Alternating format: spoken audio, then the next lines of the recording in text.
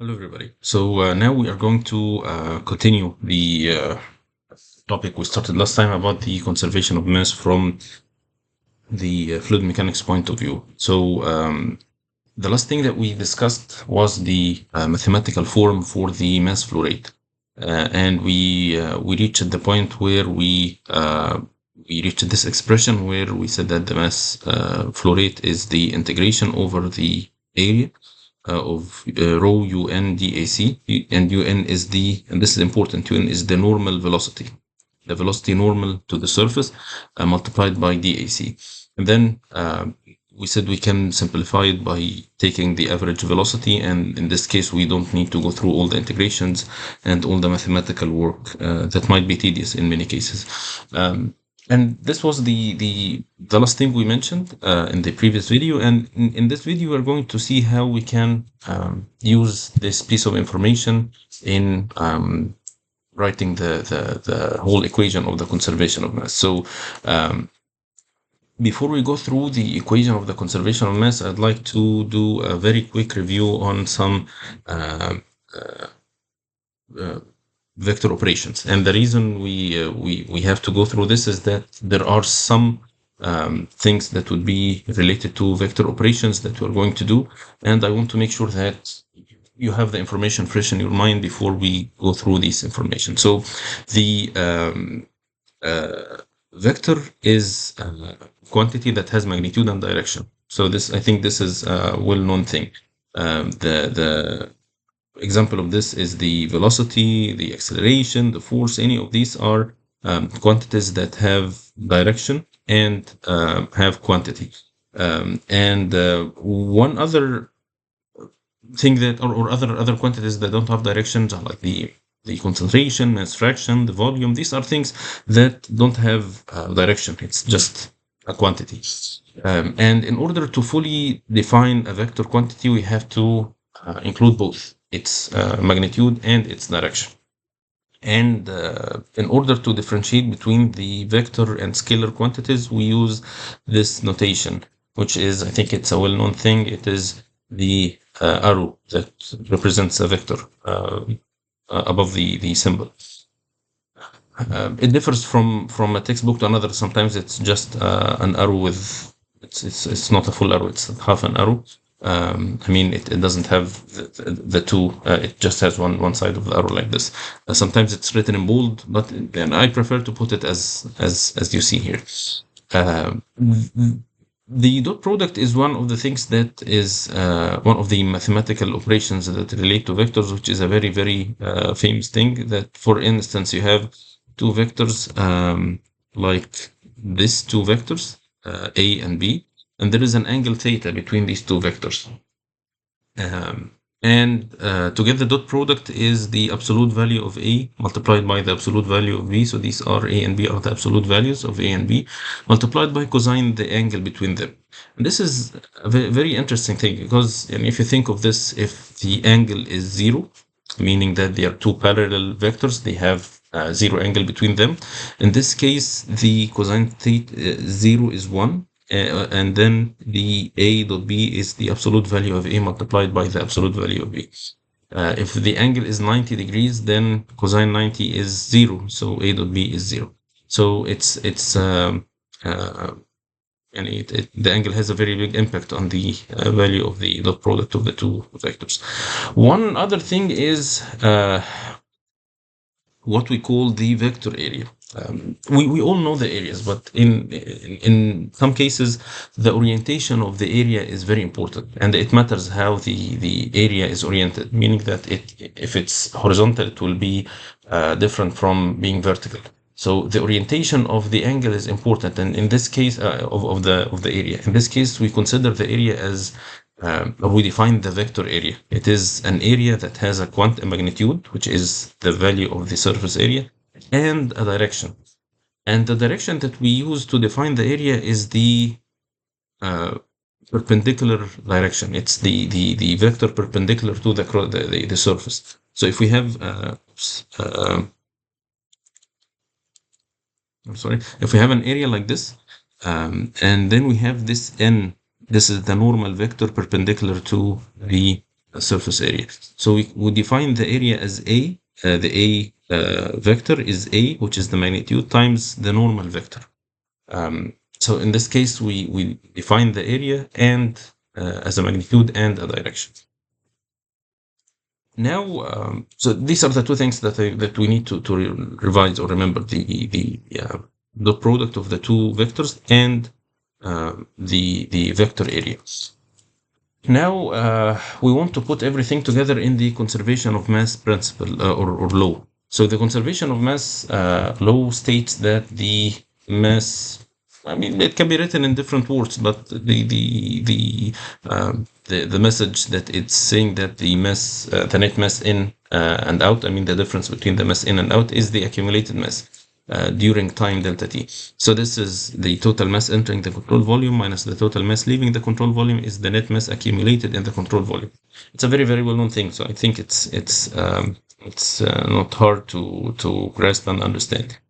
We didn't include here, I think we mentioned this in the mass balance course before, but I would like to mention it again, that we didn't include here the generation and consumption, because the generation and consumption do not change the total mass.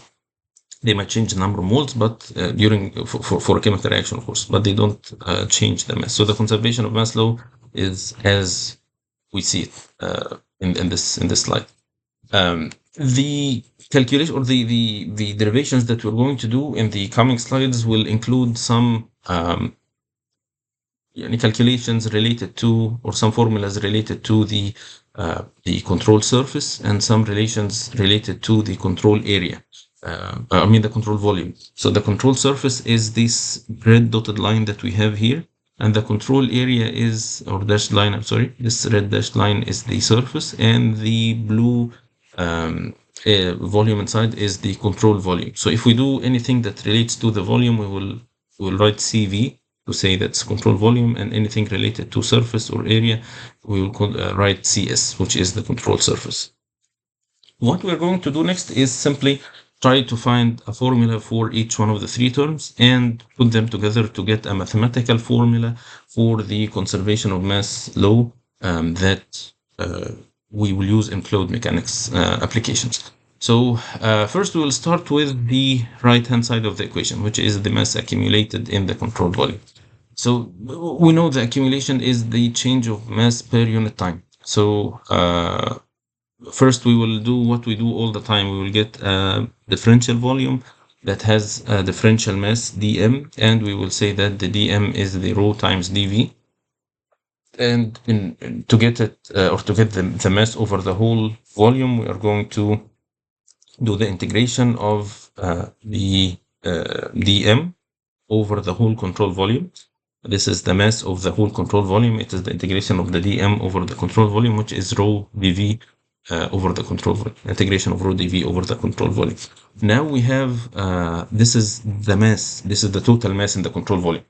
Okay, the accumulation is the change of this mass with respect to time. So we will do the integration, I mean the differentiation with respect to time, which is the rate of change of mass in the control volume with respect to time, which is d over dt of the integration of m, which is the integration of rho dv over the control volume. Okay, so this is the formula that we use for the accumulation of mass, or the accumulation term in the conservation of mass equation. Now we will go to the left-hand side of the conservation of mass equation, which represents the difference between mass in and mass out. So to understand this, we will. I want to go back to. It's not this slide. This slide. So we are going to use a formula like this, but I want to focus here on this term, which is un. Okay. Again, I want to emphasize that the velocity that matters is the velocity normal to the cross-sectional area. This is a very, very important thing. So we need to see now if the equation, or how the equation will take this into account. So this will be accounted by checking how we can represent mathematically the velocity through a control volume. So we are considering a mass flowing in and out of a control volume, and that n is the unit vector normal to dA, as we said before, and u is the velocity of the flow. at the area dA at an angle theta. So angle theta means that it's not necessarily perpendicular to the control volume. It might be flowing with an angle theta, it might be parallel, might be perpendicular, it might be anything. So we don't know exactly a specific value of the angle, so we'll put it as a general equation. So u is the velocity that is flowing at an angle theta to the n. And we say that the magnitude of the velocity of the flow normal to dA is u, which is un, and you can put it as un. It's u dot n. And in order to understand why we can we consider this as the normal velocity to the cross-section area, we will consider 4 cases. For all these 4 cases, we have this control volume, this is differential volume that we have, and this n is the normal vector perpendicular to the cross-section area dA, where the flow is going in and out through. And we have the difference between these 4 cases is the angle of the velocity. So we will consider first a case where the velocity is flowing in the same direction, which is perpendicular to the cross-sectional area. So the angle between these 2 vectors is 0. And so then the u dot n, which is the normal velocity, which we care about here, is the absolute value of u times the absolute value of n times cosine 0, which is 1. So it's going to be the absolute value of u times the absolute value of n, which is, by the way, this is 1 because this is the unit vector. So the absolute value of n is 1. So it is going to be the value of u, which means that the total velocity is considered as the velocity that we will include in the flow rate or the mass flow rate calculations. Now another case, if it was parallel, now it started to tilt, to be flowing at an angle theta, and now the theta is between 0 and 90. The equation is un cosine theta, which is cosine 90. And by the way, this will start things will start to make some sense now. So if you think of this un is the total, which is this is the total value of the velocity. And if you multiply it by cosine theta, you are getting the component of the velocity in the normal direction.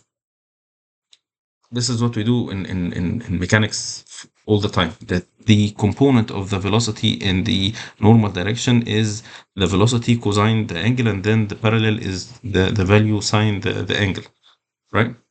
So this is the component normal, and this now thinks the math will start to make some sense.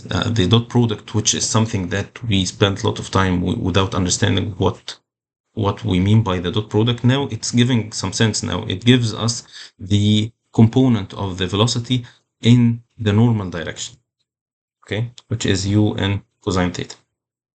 Now let's go to the other case where the angle will keep increasing until it reaches 90 degrees. So the velocity is parallel to the cross-sectional area. And now cosine 90 is going to be 0, so the velocity is 0.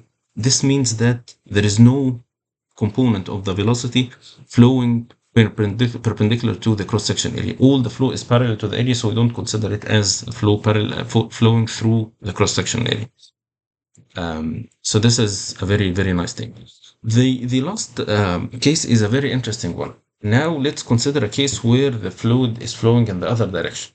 So instead of going upward, it's going downward. And in this case, the angle, the angle here was 0. It increased to be theta and increased to be 90, and it will keep increasing until it reach 180 degrees. And if you do the math, the cosine 180 is -1. This is -1. Okay. And this is a very, very interesting thing now. So now the same formula that we use, which is u dot n, it has a positive value in a case and a negative value in another case without changing anything in the equation. You're just using the same equation. The value of the angle is what matters. So if you think of this now, this is the flow out, this is the flow in, and the symbol is different. So this will represent the difference between mass out minus mass in, which is a very interesting thing. Now we have a formula for the 2 terms on the right hand side of the conservation of mass equation. It represents I mean, when we put it in the equation of the mass, but this thing will account for the inward flow and the outward flow without the need of putting another term in the equation. So now when we put the all the equations that we have now together in one equation, we'll find that dm is rho un dA. This is the differential. Of course, this is m dot, which is mass flow rate. This is the mass in the mass change, the change in mass in the differential volume. It's rho un dA, and un is the velocity normal to dA, and we can say that the normal velocity is u n. And now we can do the integration to get the net mass, which is the integration of dm. And again, this represents in minus out minus in. This represents out minus in. So the integration over the whole control volume is the net mass. It's the two terms together. It's the net mass. It's the two terms, not only one of them. So it's rho u dot n vectors dA. And now the as we said, the dot product will be negative for flow into the system and positive for flow out of the system. So the term m net, which is m out minus mn, is the right hand side of the equation, which is this. So now we can start to put everything together.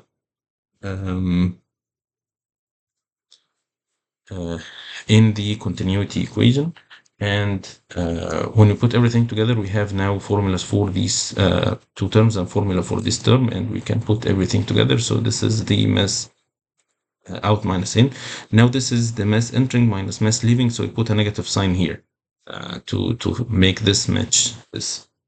And we can rearrange the equation to be the whole equation in one side equal to 0. So this is the accumulation plus the mass out minus mass in equals to 0. This is called the continuity equation. The continuity equation, it's a general equation. It's valid for steady state and unsteady state. And it is valid for constant and variable control volume. And you can see here that the control volume is a differential. We do the integration over the control volume, which means that the control volume might be variable. You have here a term for dt, which represents variable time, which means that it might be valid for unsteady state. And we have here a term for dv, which represents cases, or will be suitable for cases where the volume is changing. Of course, it's used in this form. It's hard to use, and it requires a lot of mathematical things, and we will discuss this later in the last chapter in this course when we discuss the differential analysis of fluid flow. But for now, we can write the equation in a simple form, that this accumulation is the mass out minus mass in, or the summation of mass out minus summation of mass in, which is rho un a out minus rho un a in. Of course, it's a special. I mean, the equation is not easy to use, especially if it contains differential terms like d over dt. So we prefer to show some special cases that are very common that we deal with, which are more common, at least for this course, and in practical applications. The first is the steady flow, which means that there is no change with time. So the equation will end up with mass in equals mass out, which is the summation of rho ua in equals the summation of rho ua out. And if it's only one stream in and one stream out, it's going to be rho ua in equals rho ua out, which is a very simple equation. There is a simpler form if it's a steady flow and incompressible, which means that the density is constant. It's the same for both cases, in and out. So this density will cancel out, and it's going to be the summation of volume in equals the summation of volume out. And we can say if it's one stream in equals one stream out, it's the volumetric flow in equal volumetric flow out, or un a in equals u out a out. So these are the equations that we can use later. And next time, inshallah, we'll start with the conservation of energy equation, and I'll see you then, inshallah.